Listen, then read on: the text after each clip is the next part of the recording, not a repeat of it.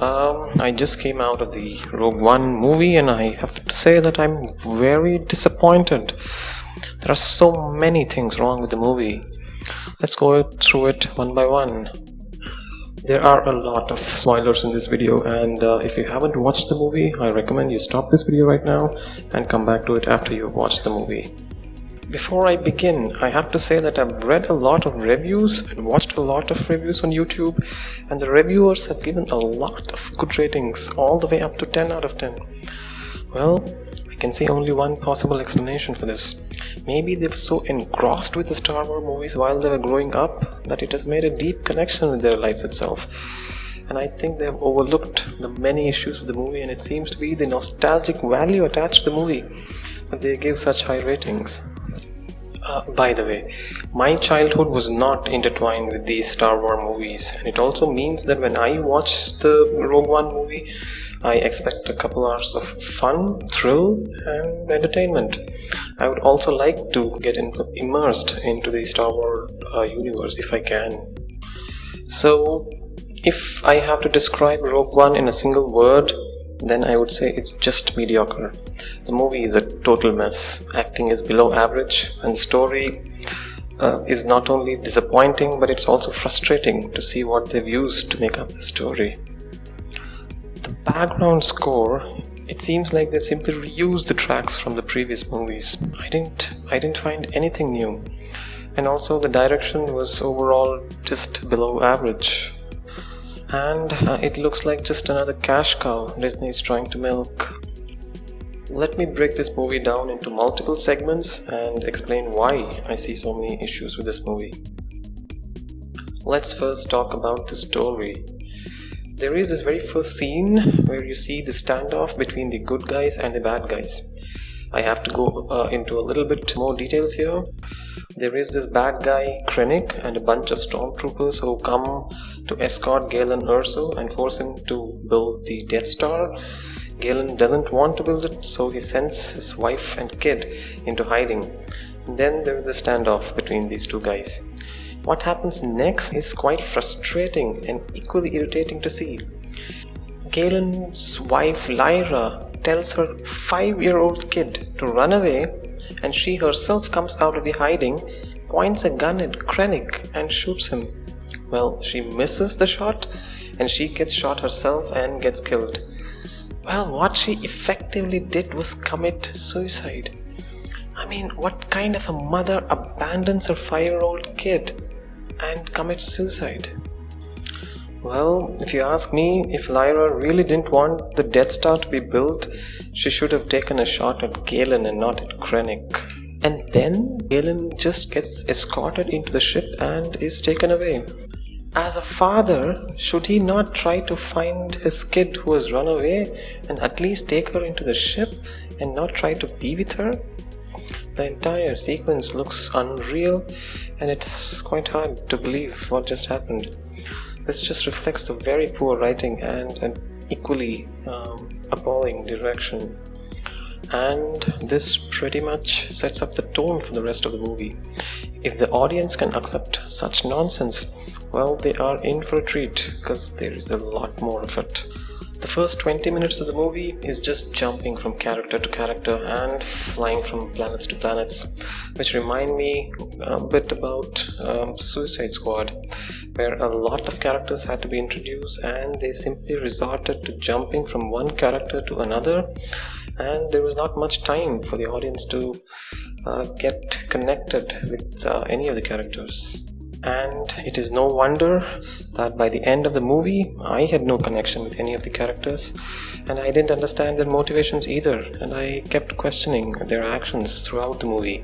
So finally, after 20 to 30 minutes, we get a fair idea of where the story is heading. Story, well, simply put, is that Galen Erso, who is now the architect of Death Star, has created a weakness in the Death Star such that a very precise shot at the right point in the Death Star will bring the entire ship down. At first, it seemed like a great story, but if you think a little deeper, Star Wars Episode 4 was created by George Lucas 35 years ago, and it was an honest mistake from George's part that he let the Death Star be brought down by a few shots. But Rogue One goes to the extent of explaining that this is not a flaw in the script, and not even an honest mistake, but it was entirely intentional and to some extent prophetic, and that they create this entire movie to plug this single flaw in the Episode 4 story. To put things in perspective, let's say there is a flaw in Rogue One. Would they go ahead and create a prequel to a prequel to plug that flaw? If it were up to Disney, maybe they would. So in the end, I am not too convinced with the story. They had a huge opportunity to push the story forward, and yet I don't know what it is about the Star Wars that they keep going back. First it was the prequel trilogy from George Lucas, and now this movie, which is just a very sad excuse to make a movie. Next, coming to the characters in Rogue One, as I already mentioned, none of them give a good performance. They are all forgettable. I never felt any connection with any of the characters.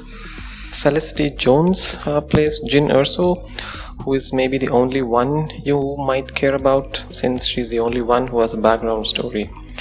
But I had this nagging feeling throughout the movie that she was a misfit, and she didn't seem to be the right person for the role. The overall story is also very flawed and poorly written, that she goes from being a thief all the way in the end, where she rallies the entire rebellion army to wage a war against the Republic. It all happens too fast and hard to understand what changed, that the rebels began to look at her as a leader. They would take themselves to the death. Then there is the second protagonist, Cassian, played by Diego Luna, who's just not a good actor, and his intentions in the movie are also very hard to understand. He plays an assassin for the rebellion, and he kills a lot of people without asking any questions, and yet when he has to assassinate Galen Erso, he simply changes his mind, and it was not very clear why he changed his mind. Was he falling in love with Jyn and he decided to spare her father?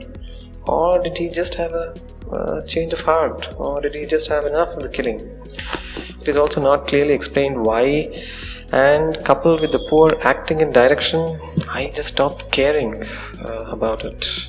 Such shortcomings are littered throughout the movie. And Donnie Yen makes an appearance in the movie, and again, no backstory. He's just there to beat up some stormtroopers.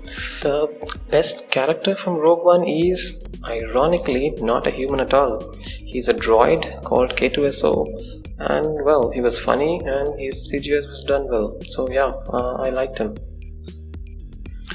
Finally, we have to talk a little bit about Darth Vader. We only get a fleeting glimpse of Darth Vader, and his screen time is just around 5 minutes in the entire movie. And for a person who is not a fanboy, I found Darth Vader to be just okay. He didn't give me goosebumps, he was just okay. There is one additional thing to mention. The Darth Vader costume was created 35 years ago. Maybe it was a force to reckon with at that time, but today in the big screen, his facial mask looks like a silly toy. It's very clear that his mask and the costume doesn't hold up well against time. And maybe the biggest joke of the movie are the stormtroopers. We get to see quite a few variants of these troopers. Firstly, there is Stormtrooper, the Dark Troopers, the Death Troopers, and whatnot. One thing each of them have in common is that they all fall like a pack of cards.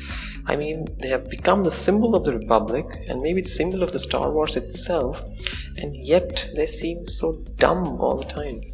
They catch every single laser shot at them, they miss all their shots that they fire at the enemies, and they literally fall like a pack of cards. At the end of the movie, if you really take a death count, the casualties of stormtroopers would be in multiples of hundreds against a handful of the good guys. And also, in the big screen, you get to see a lot of details. And one annoying thing you begin to notice is that there is no entry or exit wounds on their armors. It would have been okay, but then when you take a look at K2SO towards the end of the movie, where he has taken multiple laser shots, you see that his armor is completely shattered. The attention to detail is completely missing when you come to the Stormtroopers. Coming to the CGI, it is at times good and at times extremely bad. And I think there are some really bad decisions that made it all the more worse. Let's take an example of this fully CGI character created for Grand Moff Tarkin. He was the eventual Death Star commander in the Star Wars timeline. It would have been good if the CGI was done perfectly. But sadly, it's just far from perfect. And there are so many scenes where Tarkin stands right next to the real human characters, and it is so painfully obvious that it is a CGI character. His facial expressions are off, his eye movements are completely off, his lip movements are completely off, and it gets to a point where you just want to look away from the screen when Tarkin is in focus. This is the saddest part of the movie, and surprising that even in the year 2016 they still can't get the CGI characters right. I mean, there are so many other movies. Let's take an example of Lord of the Rings. Gollum was created 15 years ago, and to this day the CGI holds up well. And in fact, many including myself consider Gollum to be the best character of the Lord of the Rings. And 15 years later, we have this full CGI character with a ton of money pumped into the movie, and it is so extremely and painfully frustrating to watch.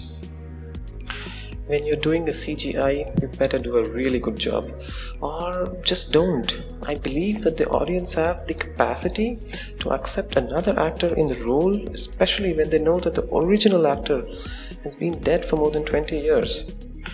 This is one of the really bad decisions that really pulls the movie down, in my opinion. Few more words on the CGI. There are a lot of scenes where you get to see the insides of a starship and a lot of starships floating outside in space.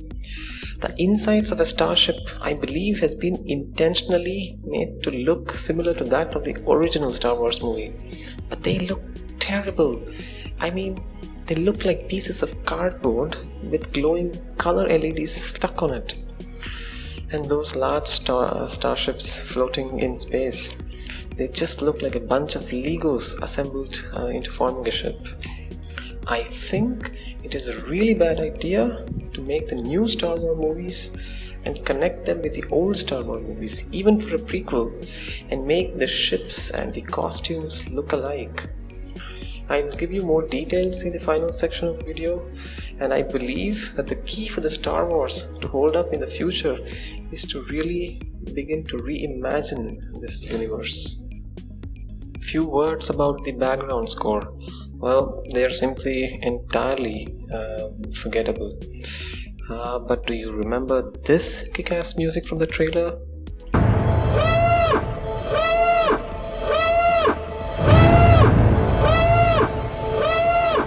It doesn't get played in the movie at all. A really wasted opportunity. And man, the movie is filled with boring, done to death cliches. Enemies fall like a pack of cards, heroes hardly ever get shot, villains points a gun at the hero and keeps talking about his plans. He doesn't shoot. When he does shoot, he nearly always misses the shot. Villains die instantly. Heroes die in the arms of their loved ones and say their final goodbye, and so on and on. So that is my thoughts on the movie. A very good opportunity, totally wasted. But before I complete the video, I feel compelled to bring out the areas of improvement that needs to be brought into the Star Wars universe. When George Lucas created Star Wars franchise 35 years ago, it was a technological marvel. He created a whole new universe, intertwined the story with mythology, and the ultimate product was decades ahead of its time. What saddens me is that Force Awakens and Rogue One seem to only be retelling the story and at best catch up with the original movies. I want the future Star Wars movies to be decades ahead of its time and be a technological marvel that can well hold up for another 20 to 30 years. I want the Star Wars movies to be reimagined for the 21st century.